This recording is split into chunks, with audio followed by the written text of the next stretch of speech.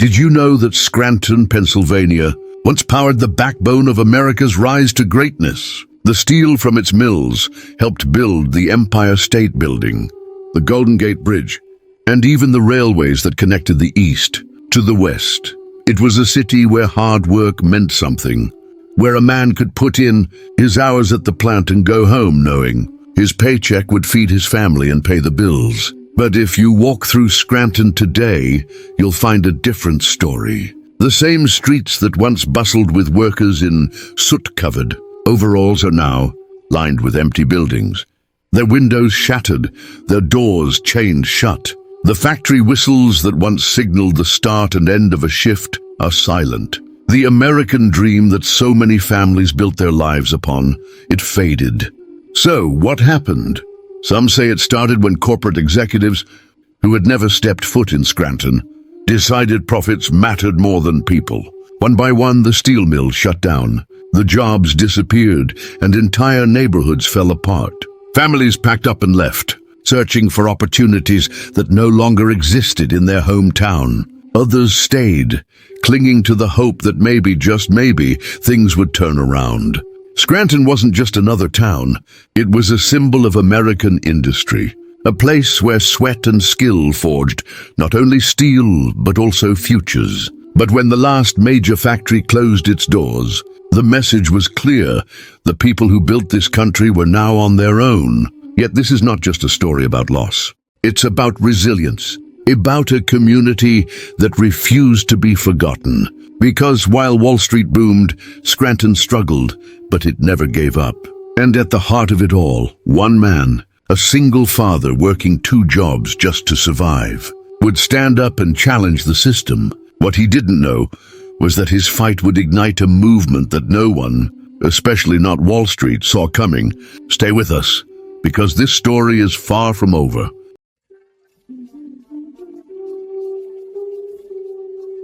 Welcome to Hall Gentle Stories. Where are you watching from? Let's know in the comment below. Make sure you see this amazing story till the end, and don't forget to like, share, and subscribe for more interesting stories. Let's begin. Imagine juggling 2 jobs and still choosing between food and rent. For Jack Thompson, a single father from Scranton, Pennsylvania, this wasn't just a temporary hardship, it was his daily reality.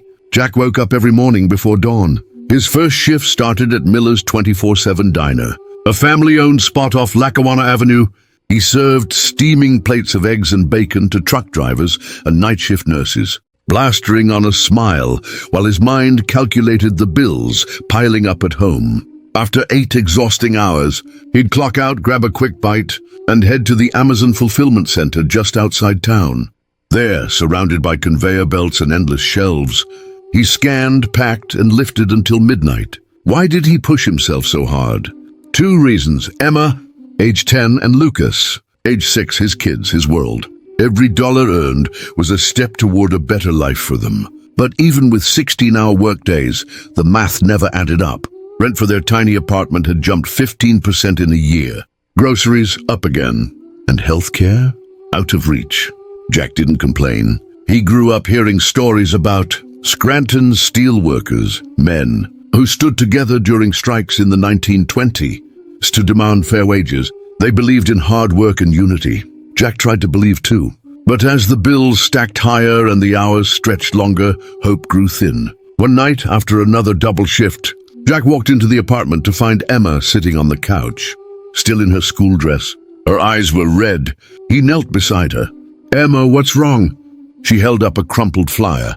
5th grade spring play, Friday, 6 p.m. "You said you'd come this time, Daddy," she whispered. Jack's heart shattered. He had promised. He always promised. But every time work came first, because survival didn't allow days off. That night, he sat at the kitchen table, staring at his calloused hands. Was this really the American dream he'd been taught to believe in? Work harder, they said. But working harder wasn't paying off. What haunted him most was a headline he had seen, scrolling through his phone during break. Wall Street hits record. Heiser's worker wages stagnate. The CEO of a major corporation had earned $50 million in bonuses, more than Jack could make in 5 lifetimes. The next morning, exhausted but fueled by something new, Jack did something he never imagined. Before heading to the diner, he posted on his community's Facebook group, "Scranton built America. We've worked hard for generations. But why are we still struggling while the top 1% gets richer? It's time we talk. Meet me at City Hall this Sunday." He hit post and went to work, half expecting no one to care. But by lunchtime, his phone buzzed non-stop. Comments poured in. "We're with you, Jack. It's about time someone said it. See you Sunday." The forgotten town had found its voice, and Jack Thompson, tired father with nothing left to lose, was about to lead a fight far bigger than he ever imagined. What happened at City Hall shocked not just Scranton, but the entire nation. Just 120 miles south, in New York City's financial district, champagne glasses clinked in sleek high-rise offices. The headlines glowed on digital tickers across Times Square. Dow hits record, high 40,000 points for the first time. Meanwhile, in Scranton, Pennsylvania, Jack Thompson and hundreds like him stood on the courthouse steps, staring at a different headline in the Scranton Times-Tribune: manufacturing jobs hit record. Low families left behind. How did it come to this? How did a town that once powered America's growth become a symbol of its decline? In the late 1800s, Scranton's coal-fueled steel plants that built the Brooklyn Bridge and the Empire State Building. Factories hummed with life, neighborhoods swelled with immigrant families chasing the American dream. But by the 1980s, globalization shifted manufacturing overseas, steel mills closed, coal demand plummeted, and corporate decisions, made in polished boardrooms hundreds of miles away, sealed Scranton's fate. Jack Thompson understood this now. He had learned more about economics in the past week than in his entire life. After his viral Facebook post, local media picked up the story. Reporters visited his apartment, where the kitchen table doubled as a homework station for Emma and Lucas. They asked him how it felt working. 80 hours a week and still falling behind. His answer: "It feels like the system's broken. I give everything and it's never enough." Meanwhile, some CEO just bought his third vacation home. He wasn't exaggerating. In 2023, top executives from major corporations pocketed bonuses larger than Scranton's entire municipal budget. One Wall Street CEO famously spent $100,000 on a single bottle of wine, more than what most Scranton families earned in a year. The divide was stark. On Main Street, there were empty storefronts, the old hardware store, the bakery that once sold fresh bagels every Sunday morning. On Wall Street, luxury cars lined the curbs, and rooftop bars served $20 cocktails to young financiers discussing growth strategies and cost-cutting initiatives, decisions that ultimately shuttered Scranton's last textile plant. At City Hall, Jack stepped up to the microphone. His voice trembled at first, but grew steadier with every word. "We built this country," he said. "Our parents and grandparents worked in these mines, these mills, these factories. And what do we have now? Empty plants and jobs that pay less today than they did 30 years ago. We're not lazy. We're not asking for handouts. We just want a fair shot." The crowd erupted in applause. Emma stood in the front row, holding a sign she had made herself: "My dad is fighting for my future." Meanwhile, Wall Street analysts dismissed the protest as emotional noise. One CNBC commentator quipped, "Scranton needs to adapt or get left behind." Social media lit up with debates. Was Jack Thompson a hero for the working class, or just another person unwilling to hustle harder? The battle lines were drawn, but Jack wasn't done, because when Scranton speaks, America listens. And this time, the forgotten city was demanding answers. What happened next would challenge the very foundation of America's economic narrative. What happens when the last factory in town closes its doors? Chaos, heartbreak, and one father's fight to hold his community together. Scranton, Pennsylvania, once a bustling industrial hub, woke up on a chilly October morning to news that felt like a punch to the gut. Scranton Steel to shut down operations after 85 years. It wasn't just a factory. It was the heartbeat of the city. Generations had passed through those gates, trading sweat and sacrifice for a steady paycheck and a sense of pride. Now, with one corporate decision made in a distant boardroom, that lifeline was gone, Jack Thompson stood outside the steel plant that morning, clutching a styrofoam cup of gas station coffee as the sun crept over the rusted rooftops. He wasn't even an employee there, but he knew what this closure meant. His best friend, Mike Henderson, had worked at Scranton Steel for 23 years, and Mike wasn't alone. Over 500 jobs gone in an instant. The plant's gates grown shut for the last time at 10 a.m. Workers stood in stunned silence. Some whispered prayers. Others clenched their jaws. Mike knelt beside his wife and two young boys, his eyes red. "What do I tell them?" he asked Jack, voice cracking. Jack placed a hand on his shoulder, but found no words. By noon, social media exploded. Hashtags like Save Scranton and Corporate Greed Kills trended across Pennsylvania. Videos of workers hugging in disbelief circulated on TikTok and Instagram. A mother holding a sign that read, "Steel paid for my son's college, now what?" became the face of the struggle. Jack's daughter, Emma, sat cross-legged on the living room floor that evening, scrolling through the news on her tablet. "Dad, why are they doing this to us?" she asked softly. Jack sighed. "Because sometimes, sweetheart, when people only chase profits, they forget about the people who build those profits." The next morning, Jack visited the diner where he worked part-time. The usual hum of morning conversations was gone. Customers stared at their phones or the TV screen above the counter, where a news anchor declared, "While Scranton Steel closes, Wall Street celebrates another record-breaking quarter." Jack's stomach turned. He thought about the executives who decided Scranton Steel wasn't cost-effective anymore, and then about Mike, who had just applied for food stamps. That night, Jack wrote another post on Facebook. "We break our backs to build this country. We pay taxes. We raise families. And what do we get? Shuttered factories and broken dreams. If Wall Street can break us with one decision, maybe it's time we stand together and make our own decision." By morning, the post had over 100,000 shares. National media outlets called for interviews.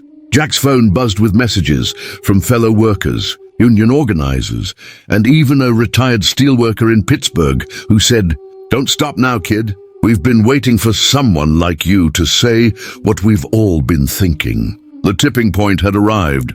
Scranton wasn't just mourning a factory. It was waking up to a larger fight.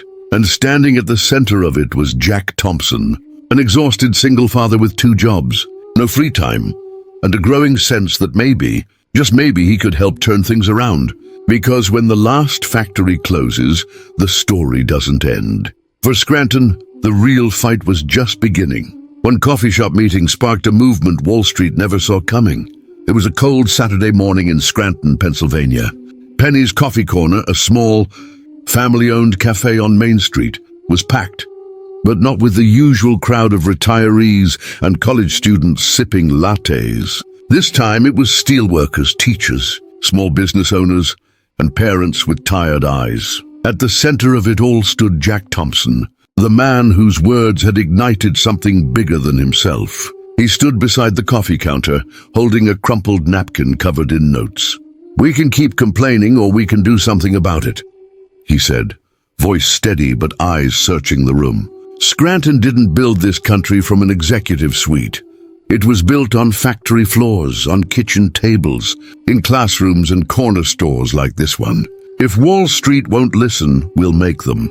Silence, then a single clap from the back, a second, and soon the room erupted in applause. By noon they had a name, Scranton Strong. Jack didn't have a strategy, just a Facebook page and a borrowed laptop. But what he had was heart, and that, it turned out, was enough. His daughter Emma filmed his next speech from the coffee shop's backroom with her phone.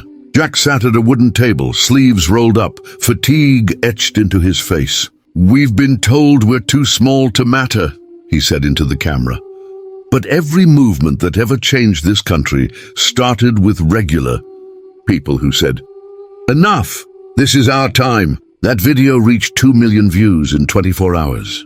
Scranton Strong trended nationwide. Messages poured in from places like Gary, Indiana, and Flint, Michigan, towns that knew the pain of factory closures all too well. Within days, national media took notice. CNN's morning show featured a segment, the steelworker dad taking on corporate America. Fox News ran a town hall from Scranton City Square, interviewing laid-off workers and small business owners. Even the New York Times published an op-ed titled, "When Small Towns Push Back the Scranton." Strong phenomenon, the attention brought curiosity and controversy. Corporate executives dismissed Jack as an emotional amateur. One billionaire investor said on live TV, "Jobs come and go. That's capitalism." Jack played the clip at the next community meeting. "That right there," he said, pointing to the investor's face on the projector screen, "is why we fight." But it wasn't just words anymore. The community rallied to organize peaceful protests, demanding answers from Scranton Steel's parent company, MidCorp Industries. Their stock dipped 4% the next day. Meanwhile, in Washington, D.C., lawmakers took notice. A Pennsylvania senator tweeted, "Watching the Scranton strong movement reminds us that people, not profits, built this country."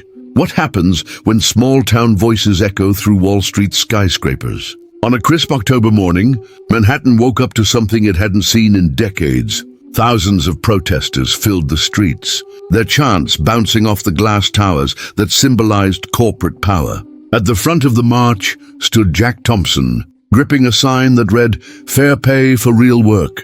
The protest began just after dawn, as buses rolled in from Scranton and nearby towns like Bethlehem and Allentown. Men and women who once clocked in at sunrise now stood side by side with teachers, nurses and truck drivers. Their destination, J.P. Morgan Chase headquarters on Park Avenue, an address synonymous with financial influence. Jack wiped his palms on his jeans as the crowd surged forward.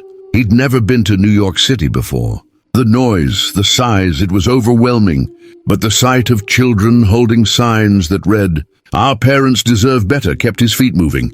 Among them was his daughter Emma, standing proudly beside her friends. By mid-morning, news helicopters hovered above like curious birds. CNN's banner read, "Small Town versus Wall Street. Scranton Strong Movement marches on Manhattan." Across social media, videos of workers chanting, "Jobs, not just profits," spread like wildfire.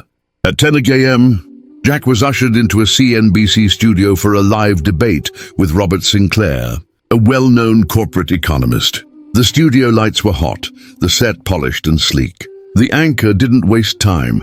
"Jack, you've got the country's attention. But isn't this just the reality of a global economy?"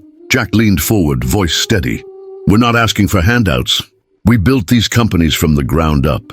We showed up every day, worked double shifts, missed birthdays to meet quotas. Now we just want fair pay and a future for our kids."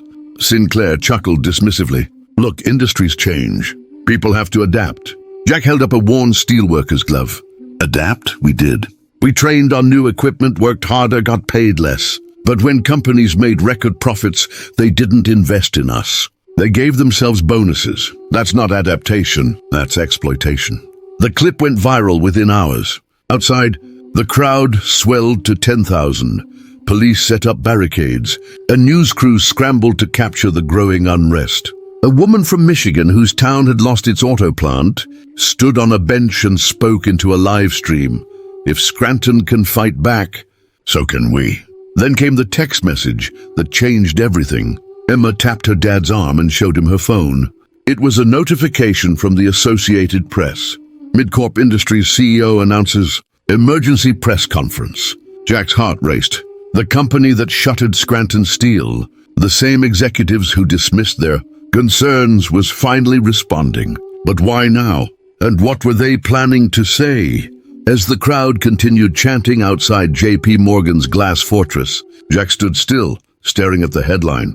Was this the breakthrough they needed, or a trap designed to silence them? The fight had reached Wall Street, but the real battle was only just beginning. Fighting for fairness comes with a price. But was Jack Thompson ready for what came next? The protest on Wall Street sent shockwaves across the nation. Morning shows debated the movement. Economists dissected Jack's CNBC interview, and Scranton Strong became more than a hashtag. It became a call to action. But while the voices of hard-working Americans grew louder, the response from corporate boardrooms was swift, calculated and relentless. Just 24 hours after the protest, Midcorp Industries held its emergency press conference. Standing at the podium was CEO Richard Barnes, a polished executive known for his strategic charm. Cameras flashed as he read from a prepared statement.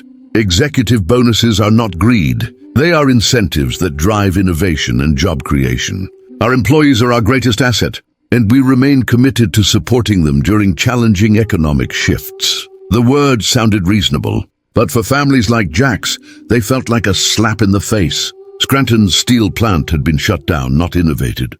Workers weren't supported, they were abandoned. As Barnes walked away without taking questions, news outlets flooded their coverage, with corporate experts echoing the same narrative. Bonuses fuel growth.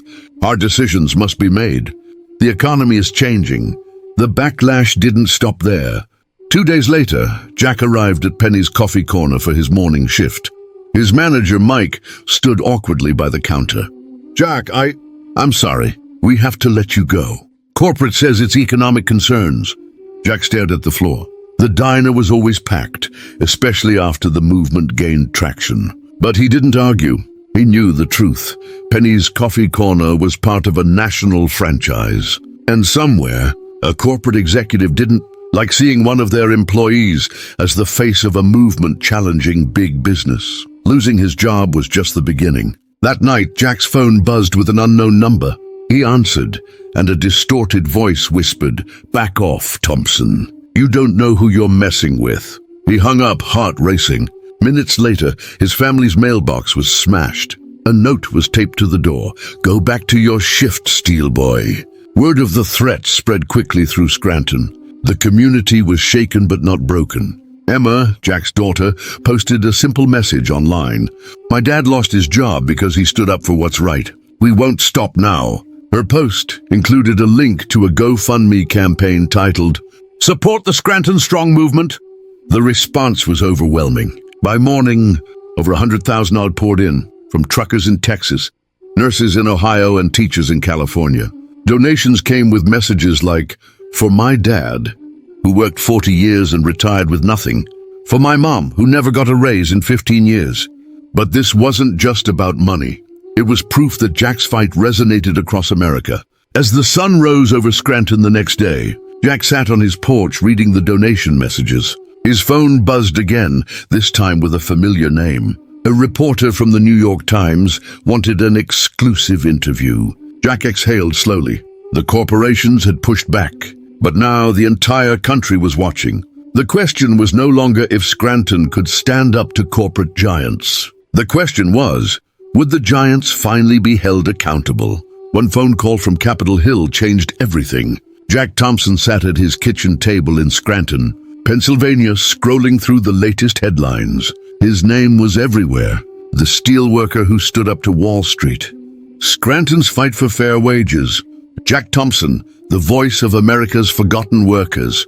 The GoFundMe had passed $250,000 overnight. Strangers sent letters, some with small donations tucked inside. $10, $20. Each one told a story of long hours, stagnant wages, and dreams postponed indefinitely. But Jack wasn't sure what came next. He had started a conversation, but how do you turn a conversation into real change? Then the phone rang. The caller ID read, U.S. Senate Office, D.C. He hesitated before answering. "Hello? Is this Jack Thompson?" a voice asked. "This is Senator Elizabeth Warren's office. The senator would like to invite you to testify before Congress on the issue of wage disparity. Can you come to Washington next week?" Jack's heart pounded. Congress? Him? A laid-off steelworker from Scranton? But he said yes. And just like that, Jack Thompson was headed to Capitol Hill. The news spread like wildfire. Cable networks lined up interviews. Social media exploded with predictions about what Jack might say. Corporate lobbyists scrambled to discredit him, calling him misguided and economically uninformed. But the working class saw something different. One of their own, stepping onto a stage, usually reserved for CEOs and politicians. On the morning of the hearing, Jack walked into the Rayburn House office building, wearing a simple blue suit he had borrowed from his neighbor. His hands shook as he clutched a notepad of scribbled thoughts. Across the hall, TV crews jostled for position. Protesters gathered outside with signs that read, "Fair pay now," and "We stand with Scranton." Inside, the chamber buzzed with quiet tension. Senator Warren opened the session with a sharp statement. "Today, we hear from the people who fuel this country's economy. Not the executives in glass towers, but the workers who keep the engine running." She turned to Jack. "Mr. Thompson, the floor is yours." Jack cleared his throat and adjusted the microphone. Cameras zoomed in. Reporters leaned forward. The entire country was watching. "Good morning," he began. "My name is Jack Thompson. I was a steel worker in Scranton, Pennsylvania, until the plant shut down. My dad worked there. My grandfather did too. We weren't looking to get rich. We just wanted to pay our bills, send our kids to school, and retire with some dignity." He paused, voice cracking. "We don't want handouts. We just want fair pay for real work." For a moment the room fell silent. Then slowly, applause broke out from the public gallery. Clips of Jack's testimony flooded the internet. Within hours, the media crowned him America's working-class hero. But while the spotlight now shone on Jack, powerful forces were regrouping. Across corporate boardrooms, strategies were being formed. Jack had spoken. Now the system was preparing to answer, and it wouldn't go down without a fight. The battle was far from over. Did Scranton's fight actually make a difference? The answer might surprise you. Months had passed since Jack Thompson's testimony echoed through the halls of Congress. The viral clips of his voice, raw, honest and unpolished, still circulated online.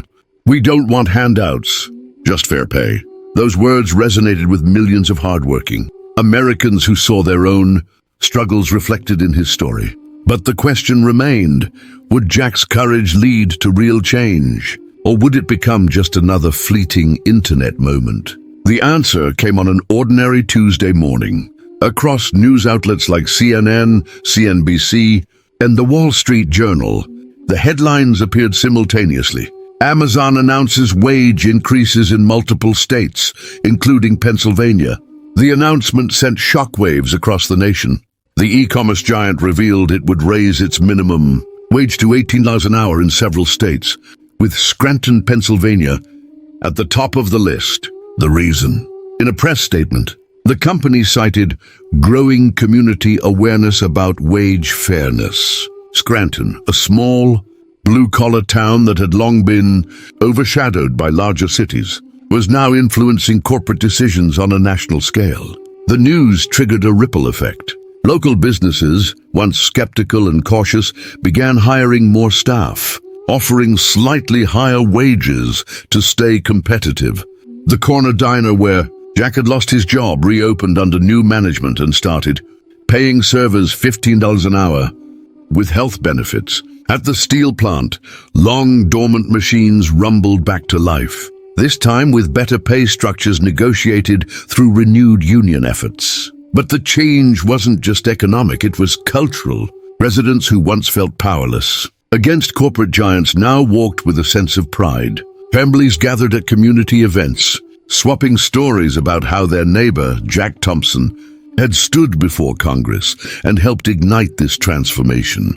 Children who once heard their parents worry about bills now heard them talk about opportunities. Time magazine caught wind of Scranton's resurgence and sent a reporter to document the town's journey. The cover story was titled, "The Scranton Effect: How One Town Sparked a Wage Revolution." The feature painted a vivid picture of the town's past struggles and its newfound optimism, and at the center of the narrative was Jack Thompson, described as the voice of ordinary Americans who refused to be ignored. As for Jack, his life had changed dramatically.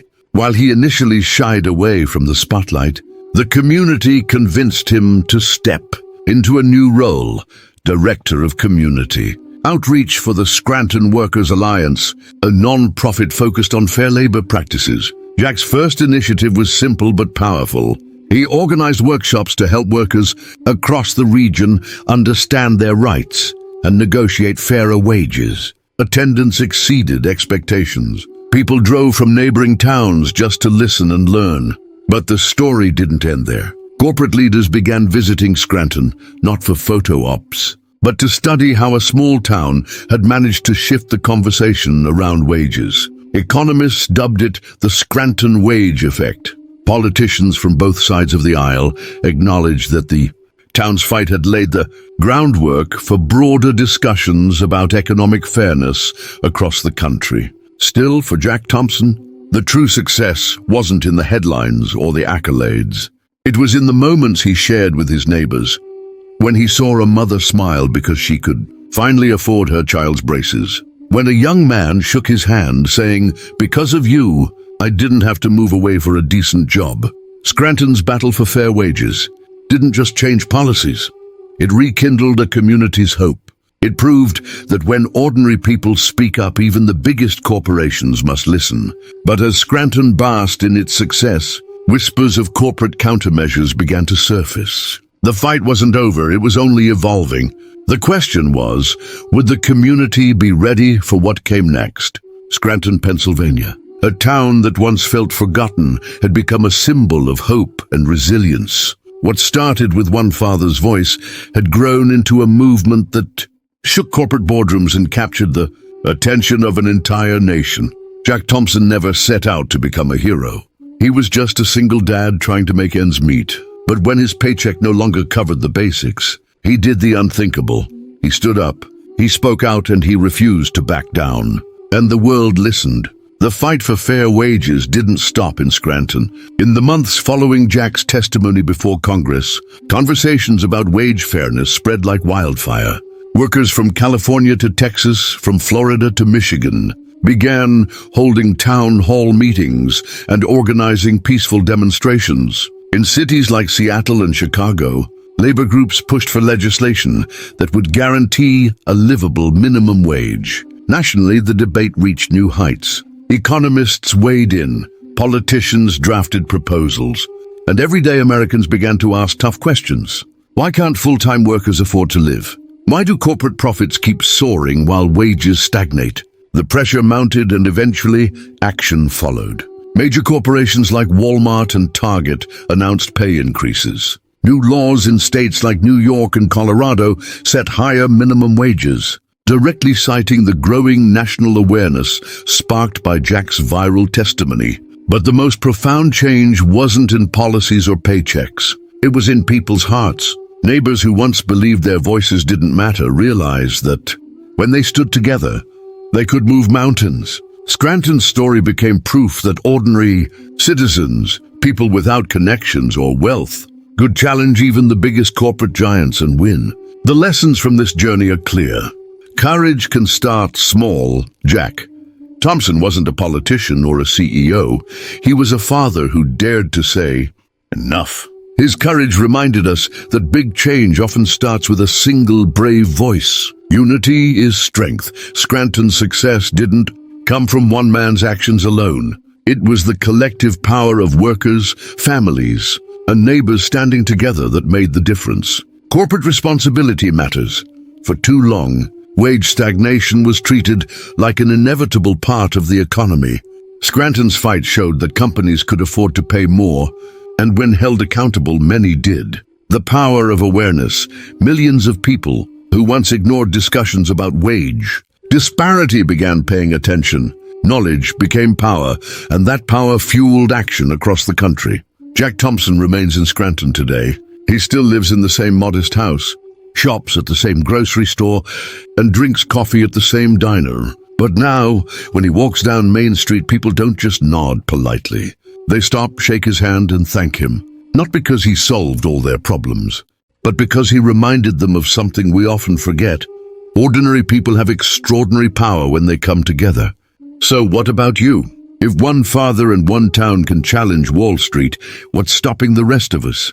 If this story moved you, don't just watch, act. Like, comment, and subscribe for more powerful stories. And remember, your voice matters more than you think.